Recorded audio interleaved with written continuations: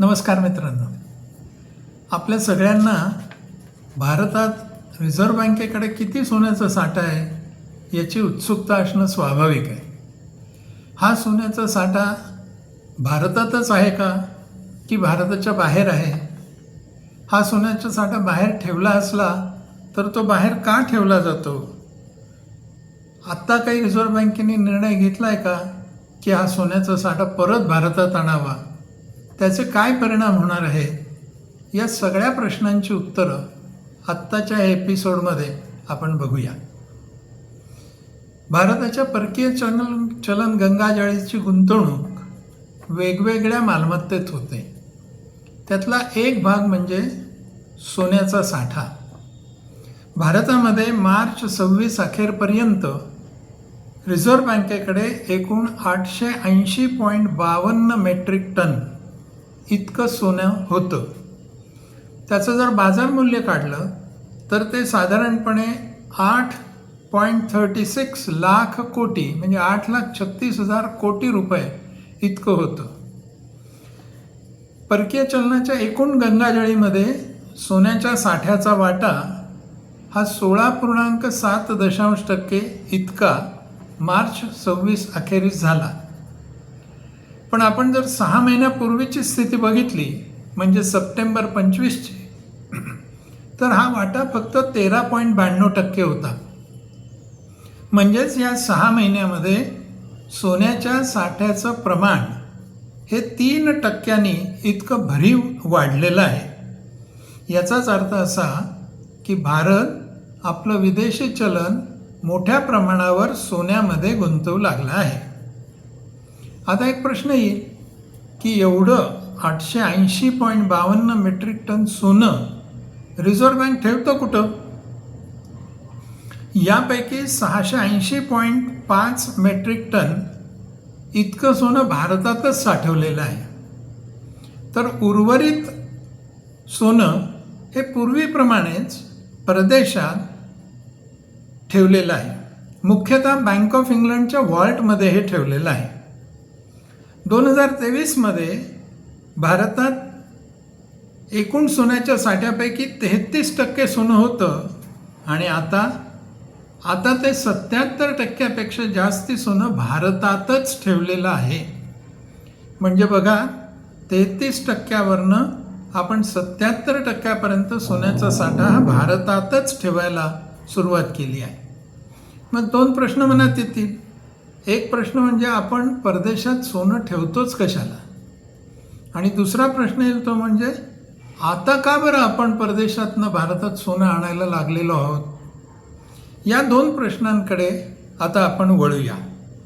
भारताचं जे सोनं आहे ते प्रामुख्याने बँक ऑफ इंग्लंड लंडनमध्ये ठेवलं जातं. तसंच bank for international settlements Switzerland इथं ठेवलं जातं. प्रमुख कारण काय? तर आपलं सोनं सुरक्षित राहावं म्हणून ते तिथे ठेवलं जातं. म्हणजेच या बँक ऑफ इंग्लंड असेल किंवा बँक फॉर इंटरनॅशनल सेटलमेंट्स असतील, त्यांची भूमिका ही राखणदाराची आहे. सामान्यपणे त्यांच्याकडे जे सोनं ठेवलं जातं त्याच्यावर काहीही उत्पन्न मिळत नाही. मग हे तिकडे का ठेवलं जातं? त्याची काही कारणं आहेत. पहिलं कारण म्हणजे व्यापार सुलभता, ज्याला आपण ईज ऑफ ट्रेड असं म्हणू शकतो. सोनं बऱ्याच वेळा रिझर्व्ह बँकेला खरेदी करावं लागतं, बऱ्याच वेळा विकावं लागतं, काही वेळा मॉर्गेज करावं लागतं. या सगळ्या व्यवहारांसाठी म्हणजेच याला ट्रेड म्हणूया आपण, यासाठी सोन्याची देवाणघेवाण, सोन्याचे व्यवहार होत असतात. हे व्यवहार जागतिक स्तरावर कुठे होतात? तर प्रामुख्याने लंडन बुलियन मार्केट असोसिएशन मार्फत हे व्यवहार लंडनमध्ये होतात. तसेच ते न्यूयॉर्कमध्ये पण होतात. त्यामुळे आपल्याला जर असा व्यवहार करायचा असला, समजा सोनं विकायचं असलं किंवा सोनं घ्यायचं असलं, तर सोनं खरेदी करण्यासाठी आणि विक्री करण्यासाठी आपल्याला सोनं द्यावं लागतं किंवा घ्यावं लागतं. आता हे सोनं समजा खरेदी केलं तर परत तिथून ते भारतात आणायचं यापेक्षा तिथल्या तिथेच व्यवहार केला आणि तिथेच ते साठवलं तर सोयीचं होऊ शकतं. म्हणजेच त्याची लगेच विक्री होऊ शकते, शिपमेंटचा खर्च होत नाही, इन्शुरन्सचा खर्च होत नाही, तातडीने व्यवहार सेटल केला जातो, फिजिकल शिपमेंट ही करायला लागत नाही, वेळही कमी लागतो, खर्चही कमी होतो. याला मी म्हणतो ईज ऑफ ट्रेड. व्यापार सुलभता असल्यामुळे सोनं परदेशात राहिलं, विशेषतः लंडन किंवा न्यूयॉर्कमध्ये, तर आपल्याला सोन्याचे व्यवहार करणं सोयीचं जातं. म्हणून सोन्याचा साठा तिथे केला जातो. दुसरं एक कारण आहे ते म्हणजे लिक्विडिटी. याचा अर्थ तत्काळ विक्रीची क्षमता किंवा रोखता. जगातलं आता हे ज्यावेळेला रिझर्व्ह बँक सोनं विकेल किंवा खरेदी करेल त्यावेळेला त्याची क्वांटिटी मोठी असते. इतक्या मोठ्या क्वांटिटीत विक्री करणारे सेलर्स आणि खरेदी करणारे बायर्स हे कुठे मिळणार? तर ते आपल्याला विदेशामध्ये मिळतात. जगातले सगळ्यात मोठे सेलर्स आणि बायर्स तिकडे असल्यामुळे हे हाय व्हॉल्यूम व्यवहार तिथे सहज होतात आणि त्या ठिकाणी खरेदीदार किंवा विक्रीदार पटकन मिळू शकतो. म्हणून आपल्या सोन्याचा साठा हा त्या देशांमध्ये ठेवला जातो. तिसरं एक कारण आहे आणि ते म्हणजे बुलियन मार्केट्स. याचा अर्थ जागतिक सोनं बाजार. तसं पाहिलं तर सोन्याचा बाजार गावागावात आहे, पण हा जागतिक सोन्याचा बाजार आहे. या बाजारात सोन्याची खरेदी विक्री होते, त्याला आपण स्पॉट म्हणूया, स्पॉट सेल ऑर परचेस. काही भविष्यातले व्यवहार होतात ज्याला आपण फ्युचर कॉन्ट्रॅक्ट्स म्हणूया. भावातला फरक याच्यासाठी आपल्याला जर काही प्रोटेक्शन हवं असलं तर हेजिंगचे व्यवहार होत असतात. असे सर्व प्रकारचे व्यवहार म्हणजे खरेदी विक्री असेल, फ्युचर कॉन्ट्रॅक्ट्स असतील, हेजिंग असेल, हे सगळे व्यवहार या मोठ्या मार्केट्सवर होत असतात. आणि हे बुलियन मार्केट्स लंडन किंवा स्वित्झर्लंड किंवा US या ठिकाणी आहेत. आणि अशी मोठी मार्केट्स असल्यामुळे फायदा काय होतो तर पारदर्शकपणे किंमत ठरते, मोठे व्यवहार सुलभतेने होऊ शकतात आणि भविष्यातील जोखीम कमी करण्यासाठी हेजिंग पण शक्य होऊ शकतं. थोडक्यात काय तर परदेशात सोनं ठेवण्याची 3 प्रमुख कारणं आहेत. एक म्हणजे व्यापारात सुलभता, दुसरं म्हणजे लिक्विडिटी आणि तिसरं म्हणजे ॲक्सेस टू ग्लोबल मार्केट. मोठ्या बाजारात आपल्याला व्यवहार करण्याची संधी, सुलभता प्राप्त होते.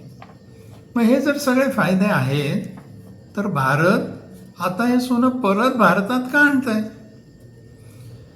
गेल्या 2 वर्षात भारताच्या रिझर्व्ह बँकेने एक अतिशय महत्त्वपूर्ण निर्णय पण अतिशय शांतपणे घेतलेला आहे. तो निर्णय काय आहे तर भारताने परदेशात ठेवलेलं सोनं, ज्याला आपण गोल्ड रिझर्व्ज म्हणूया, हळूहळू आपल्या देशात परत आणायला सुरुवात केली आहे. आता ही केवळ तांत्रिक गोष्ट नाही आहे, तर भारताने विचारपूर्वक केलेली चाल आहे. मी वर म्हटल्याप्रमाणे पूर्वी आपला साधारण 33-34% इतकाच साठा परदेशात होता. आता 33-34% इतकाच साठा आपल्या देशात होता, तो आता 77% वाढलेला आहे. त्यामुळे भारताने आपलं सोनं परत आणायला सुरुवात केली आहे. का बरं? त्याचं पहिलं कारण आहे आर्थिक सुरक्षा. काय होतं, परदेशात आपण सोनं ठेवलं तर त्या देशाच्या धोरणांवर सगळं अवलंबून राहतं. संकट काळामध्ये आपल्याला त्या देशामध्ये एंट्री करायला सुद्धा, म्हणजे व्यवहारासाठी एंट्री करायला सुद्धा मर्यादा येऊ शकतात. याउलट देशात सोनं ठेवलं तर ते पूर्ण आपल्या नियंत्रणात असतं आणि त्याचा तत्काळ वापर करणं हे शक्य असतं. याला मी म्हणतो आर्थिक सुरक्षा. दुसरं एक कारण आहे ते म्हणजे जिओपॉलिटिकल लेसन्स, भूराजकीय काही अनुभव. 2022 आपल्याला माहिती आहे रशियाने युक्रेनवर हल्ला केला आणि मग ते वॉर आता 2-2.5 वर्ष झाली चालू आहे. हा ज्या वेळेला वॉरचा प्रसंग आला त्यावेळेला पश्चिमी देशांनी रशियाचं परकीय चलन साठे गोठवून टाकले. म्हणजे मालमत्ता रशियाची आहे, ती इतर देशात ठेवली आहे, पण तिथे ती गोठवली आहे, त्यामुळे रशियाच्या मालकीची असून सुद्धा त्यांना ती वापरायला मिळत नाही आहे. ह्या निर्णयामुळे जगभरातील देशांना धक्का बसला. म्हणून मग आपले ॲसेट्स परदेशात ठेवणं कितपत सुरक्षित आहे? आपल्याला हवे संकट काळात जर ते मिळणार नसतील तर काय उपयोग? याला मी भूराजकीय जिओपॉलिटिकल लेसन्स असं म्हणतो. असे लेसन्स आता आपण बघतो, जगात अशांतता सुरू आहे. जगातल्या देशांचं 2, 3, 4 गटामध्ये विभाजन होताना दिसतंय. इराण अमेरिका युद्ध, इस्रायलला अमेरिकेची मदत, इराणला काही देशांची मदत, हे सगळं जर आपण बघितलं तर या अनिश्चिततेच्या काळामध्ये सोनं आपलं असून सुद्धा आपल्याला जर त्याला ॲक्सेस नाही मिळाला किंवा ते गोठवलं गेलं तर काय उपयोग? तिसरं एक कारण आहे आणि ते म्हणजे स्वायत्तता. आता आपण आपल्या ताकदीवर आपल्या सोन्याच्या साठ्याचं संरक्षण करू शकतो अशी आपल्याकडे क्षमता आहे आणि आंतरराष्ट्रीय व्यवहारांसाठी जेवढी आवश्यक आहे तेवढीच सोन्याची क्वांटिटी ही परदेशात ठेवण्याची एक रणनीती भारताने अवलंबलेली दिसते.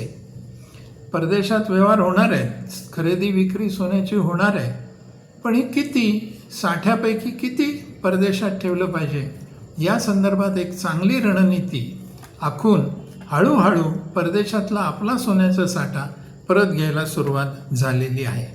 थोडक्यात काय, आपली फायनान्शियल सिक्युरिटी, जिओपॉलिटिकल लेसन्स आणि सॉव्हरेंटी, स्वायत्तता, अशा 3 कारणांसाठी भारताने आपला सोन्याचा साठा परत आपल्या देशात आणायला सुरुवात केली आहे. मग एक प्रश्न कदाचित मनात येईल की एकट्या भारतानेच हे केलं आहे का? तर उत्तर नाही असं आहे. भारत हा एकटाच देश नाही, तर जगातील अनेक देशांनी सोनं रिपॅट्रिएट म्हणजे परत आणण्याला सुरुवात केली आहे. हा एक जागतिक ट्रेंड, ग्लोबल ट्रेंड असा बनला आहे. जर्मनी असेल, नेदरलँड असेल, ऑस्ट्रिया असेल, व्हेनेझुएला असेल, हंगेरी असेल, पोलंड असेल इत्यादी देशांनी गेल्या काही वर्षांमध्ये सबस्टॅन्शियल सोनं परत आपल्या देशात नेलं आहे. फ्रान्सने तर जवळपास सगळंच सोनं परत आणलेलं आहे. थोडक्यात भारताने आपलं सोनं आपल्या देशात परत आणण्याची सुरू केलेली मोहीम ही भारताच्या आर्थिक सुरक्षा, स्वायत्तता आणि जागतिक धोरणात्मक बदलांशी संबंधित आहे. आणि हा एक चांगला निर्णय आपल्या सरकारने आणि रिझर्व्ह बँकेने मिळून केलेला आपल्याला दिसतो. आपल्यापर्यंत ही माहिती पोचवावी म्हणून हा व्हिडिओ केला होता. नमस्कार.